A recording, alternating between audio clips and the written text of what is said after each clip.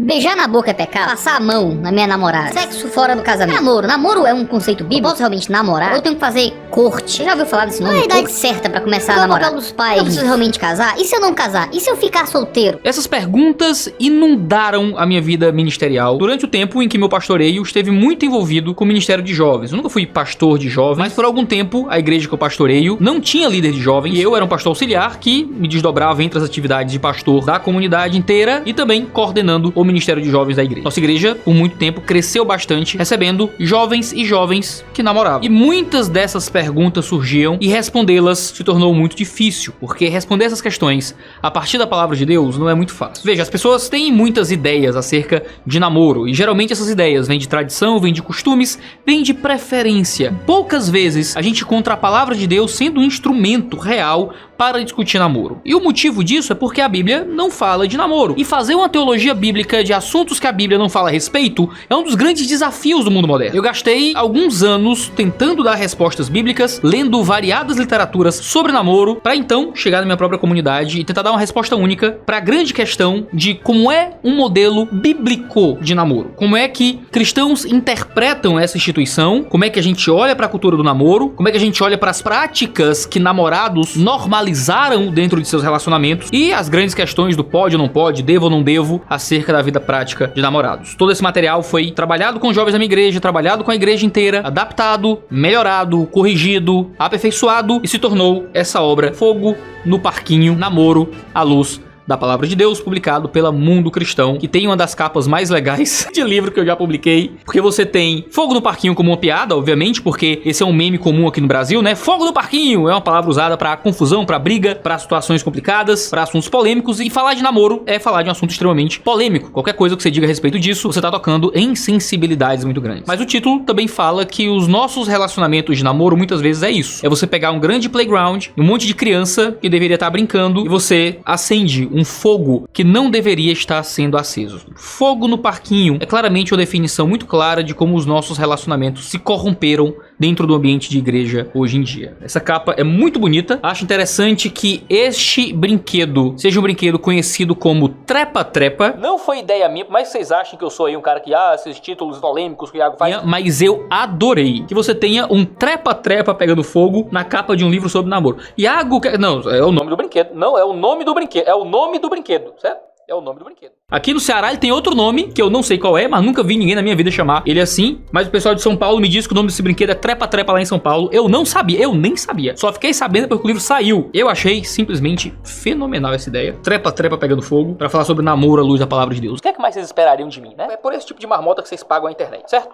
Mas eu adoro isso. E no vídeo de hoje, quero discutir com vocês algumas ideias centrais que eu falo nesse livro aqui. Não é só resenha do livro, eu quero apresentar parte do conteúdo do livro. Então se você quiser saber minhas opiniões sobre namoro e questões polêmicas assim, fica aí. Eu tenho certeza que vai ser uma bênção pra sua vida. O grande desafio de discutir namoro na Bíblia é o fato de que namoro não existe, certo? Namoro não existe na Escritura, justamente porque os modelos de família que a gente encontra ao longo da história da igreja, ao longo da história do mundo, são modelos completamente distintos daquilo que a gente normalizou no mundo moderno. Você tinha modelos baseados, por exemplo, em vitória militar. Uma tribo vencia outra tribo e as mulheres da tribo vencida casavam com os homens dessa tribo. Você tem ambientes de casamentos arranjados por causa de questões financeiras, como em algumas culturas árabes. Você tem casamentos familiares também arranjados em algumas culturas hebraicas. Você tem culturas românticas e de cortejo, como no mundo medieval e moderno. Você tem a cultura de namoro, que é uma forma extremamente atual de se organizar matrimônios. Qual desses modelos é bíblico, né, quando a gente olha para a escritura? Bom, se você pensar em bíblico como algo que é citado na escritura, você vai encontrar fundamentalmente dois tipos de casamento no ambiente bíblico. Você vai ter casamentos por pilhagem, em que mulheres de exércitos inimigos são adicionadas ao povo de Israel e então casam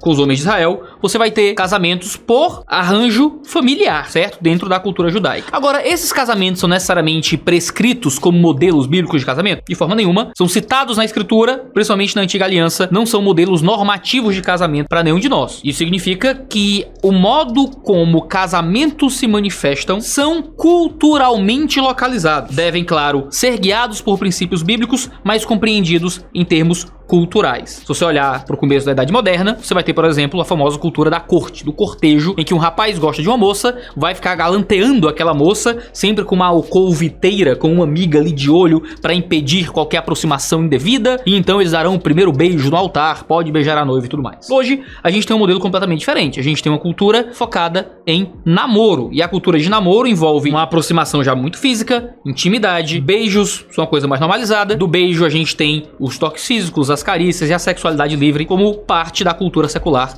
sobre namoro. Crentes namoram e dentro do ambiente de igreja se usa namoro como o nome dessa instituição e dessa metodologia de aproximação para o casamento. Usar o termo namoro é errado, então, já que o namoro aí no mundo é algo sexualmente muito normalizado? Eu não acho que seria o caso. Alguns gostam de falar de corte, tentar usar um nome que remete ao início da idade moderna, mas eu acho isso brega. Crentes namoram. O namoro é o nome que você pode dar pro seu relacionamento pré-matrimonial, porque namoros possuem graus diferentes de intimidade física a depender de cada casal. Mas como é que um namoro cristão deveria ser? Como é que namorados que são guiados por princípios bíblicos deveriam guiar seus relacionamentos? Bom, a primeira coisa que a gente tem que parar para avaliar é o que é que a Bíblia fala sobre as liberdades que um homem e uma mulher podem ter quando se interessam um pelo outro, mas ainda não são casados. O primeiro capítulo do Fogo no Parquinho é justamente para argumentar que nós não temos na Escritura nada, absolutamente nada, que conceda algum nível de participação dos benefícios do casamento a um homem e uma mulher ainda solteiros que se desejam mutuamente. Hoje a gente inventou esse termo, namoro, e se você está dentro de um namoro, que é uma invenção social, você tem certas liberdades do casamento com pouquíssimos comprometimentos do casamento. Então, se eu namoro, eu posso beijar aquela mulher. Se eu namoro, a depender, eu posso ter algum nível de toque físico no corpo daquela mulher ou daquele cara. Isso extremamente normalizado dentro do ambiente cristão. Se eu namoro, eu posso ter um tipo de unidade financeira, praticamente. Eu vou ter um tipo de acesso aos segredos e ao coração daquela pessoa de um modo que eu não teria com alguém que é só meu amigo. Eu vou colocar aquela pessoa na minha vida e projetar um tipo de segurança e identidade naquela pessoa que normalmente só seria comum a um matrimônio, uma aliança entre um homem e uma mulher. O problema é que quando a gente olha para a Escritura, uma vez que a gente percebe que namoro é uma instituição social moderna, se nós como cristãos adentramos na cultura do namoro, nós adentramos de um modo diferente do mundo. E adentramos entendendo que eu tenho um homem solteiro, uma mulher solteira e mesmo namorados continuam solteiros. Imagina se eu invento uma instituição. Vou chamar essa instituição de...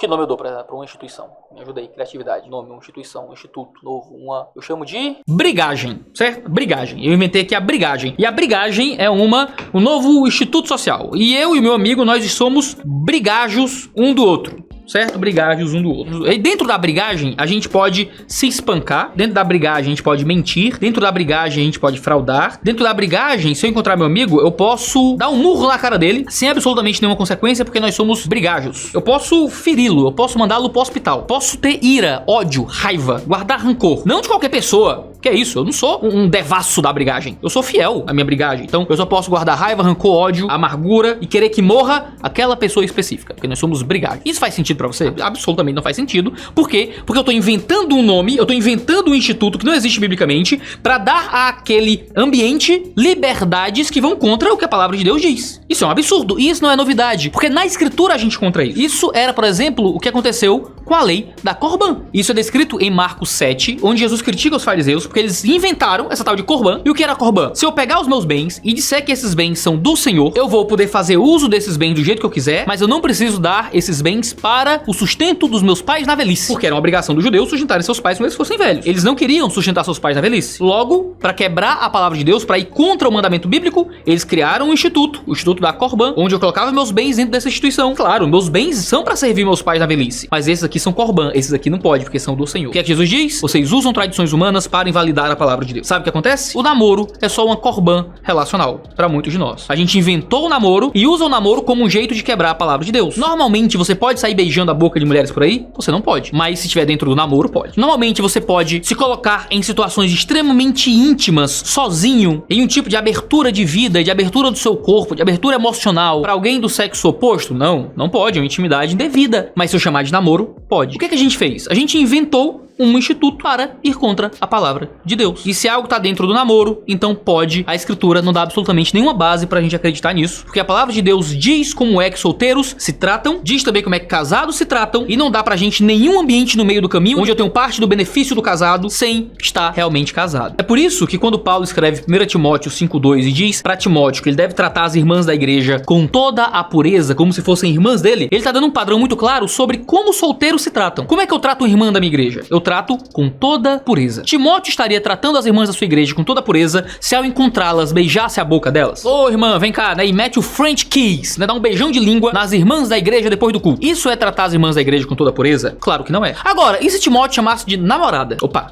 Agora, o mandamento bíblico para tratar com toda pureza não se aplica mais, porque eu coloquei dentro desse instituto. Se esse instituto fosse bíblico, ok, Deus nos apresentou um meio do caminho entre casamento e solteirice, mas ele não é, porque na escritura, namoro não existe. É uma convenção social moderna. A gente pode assumir a convenção social? Pode. A gente pode chamar os nossos relacionamentos de namoro? Com certeza, mas a gente não pode ir contra os padrões da palavra de Deus que definem como solteiros se tratam ao viver essa experiência modernamente chamada de namoro. É por isso, por exemplo, que eu não acredito que namorados deveriam poder fazer sexo. É por isso que eu não acredito que namorados deveriam poder passar a mão um no outro. É por isso que eu não acredito que namorados deveriam dar beijo. É por isso que eu não acredito que namorados deveriam compartilhar a vida financeira. Ou então colocar o outro no centro da própria vida e da própria agenda. Dar pro outro uma abertura emocional e de identidade profunda. Porque namoro não existe. Namoro é um fenômeno cultural. E ele deve ser avaliado e vivido de uma forma que se respeite a ideia de que eu tenho dois solteiros que não são casados e que não receberam ainda nenhum benefício do casamento, que estão se preparando para o casamento. Isso é um absurdo quando a gente fala de uma cultura de namoro profundamente recreativo, porque pra gente o namoro é um recreio, o namoro é uma brincadeira, o namoro é um jeito de eu ficar feliz, de eu curtir, de eu ter ali um gostosinho emocional, quando na verdade o namoro deveria ser um ambiente onde eu tô conhecendo alguém e me preparando para o matrimônio, onde sim eu vou ter esse tipo de benefício. É engraçado porque o namoro é o contrário de um elemento cultural do judaísmo, que era o noivado. Pra gente o noivado significa o quê? São namorados que estão organizando a festa. Noivado é isso, são namorados organizando a festa, ou então é só porque o cara já enrolou a mulher por tempo demais, quer continuar enrolando ela e se aproveitando do corpo dela por muito tempo, noiva, pra poder ganhar aquele tempinho a mais, sabe? Aquele tempinho a mais ali, opa, tamo noivo, hein? Então não termina comigo não, eu não tô te enrolando não, já estamos noivos. Aí vai noivar por mais 4, 5 anos, enrolar a besta, que vai se deixar ser usada, que não é vítima também não, que tá vivendo assim porque quer. Na cultura judaica, noivado era uma coisa diferente. Para os judeus, noivado já era casamento. Você é noivo de alguém na cultura judaica, você já é casado com esse alguém. E por isso, se você rompe o noivado, você rompe o